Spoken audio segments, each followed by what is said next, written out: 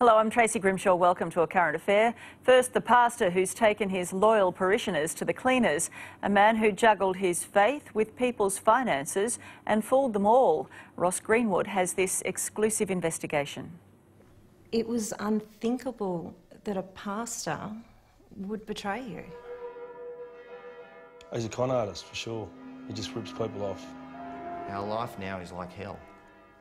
He's a monster. He's wrecked my life. Meet Glenn Duker, one-time high-flying lawyer and a man of God, a former pastor with the radical Pentecostal church Revival Centres International.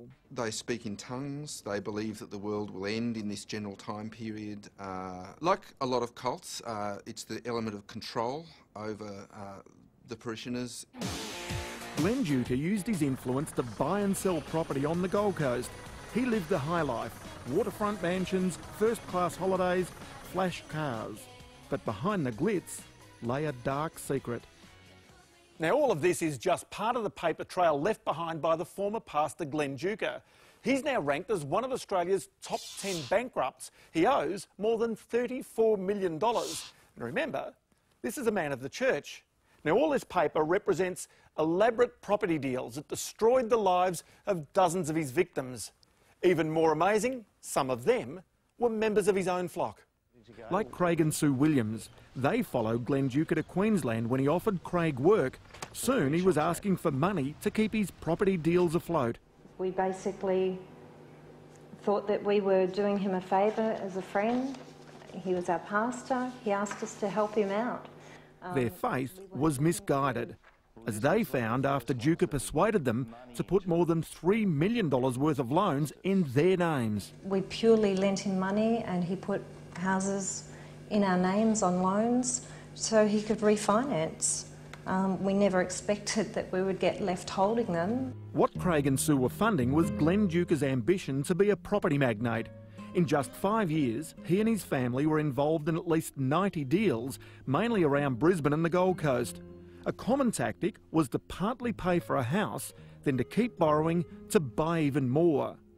It was a trick learned directly from the seminars of the disgraced property spruiker Henry Kay. Glenn Duker was seen to be one of Kay's star pupils, and the pastor soon brought his money-making deals to the church. And what sort of people from the church would enter those schemes? Some of the pastors from the church entered those schemes, but also parishioners. Age journalist Michael Batchelard is an expert on New Age churches and their rules. In the law, it's recognised that pastors have a relationship with people that is, in some cases, greater than a parent over a child. Plenty of early aggression. Kelly trying to... Craig O'Brien followed another religion. An ugly collision relegated O'Brien to the bench. He played 114 games of AFL in 11 years with the Sydney Swans, St Kilda and Essendon. But of all the hits that O'Brien copped in his AFL career, he says none came close to the blow inflicted by Glenn Duker. Everything earned out of footy's just gone. You know, everything worked for was gone. When he left the footy field, Craig O'Brien took his family to the Gold Coast. He became a builder. Times were good. Then he put his own house on the market and Glenn Duker came knocking. The property was, contract price is 1.325 and he offered us $944,000 with the balance to be paid in 12 months with interest to be paid on the outstanding money of 8.5%. The problem is, Duker never paid any of the outstanding balance. All the O'Brien's money was gone. We figure we've just about lost on $1 million and it's, you know, we're hurting big time. At first glance, it seems Lynn Orloff is living the Gold Coast dream. As a successful property developer, she did up 19 luxury houses, lived in them, then sold them. Among her customers, the Australian cricket captain Ricky Ponting.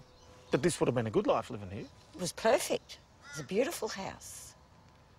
We didn't have any problems. The promise Duker made to Lynn was identical to that given to Craig O'Brien.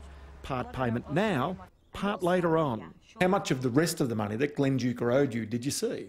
None. I haven't seen any more money. None at all. I've stayed in my car. I don't have any money. I'm on a pension now, when I've never done that in my life. I don't want to say too much, but women in your circumstances don't sleep in their car. No, they don't. But this is what Duke has done to me. Lynn now has only enough money for one more car repayment. Then it's gone as well. But he's supposed to be a man of God. He's a monster. He's wrecked my life. This is Waterford on the Gold Coast, and it's where the money from Glenn Duker's scheme was destined. The only problem is, by the time he could build the 12 townhouses he wanted to put on this block of land, he'd gone bankrupt, and he'd left his victims' bank accounts as empty as this plot. But some lost more than money. Rather than finding support from the church they paid 10% of their income to, the Williams felt ostracised. I think the biggest hurt is the betrayal of people that we trusted.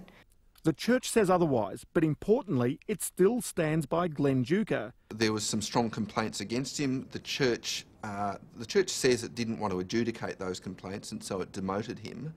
But that action was not by any means strong enough.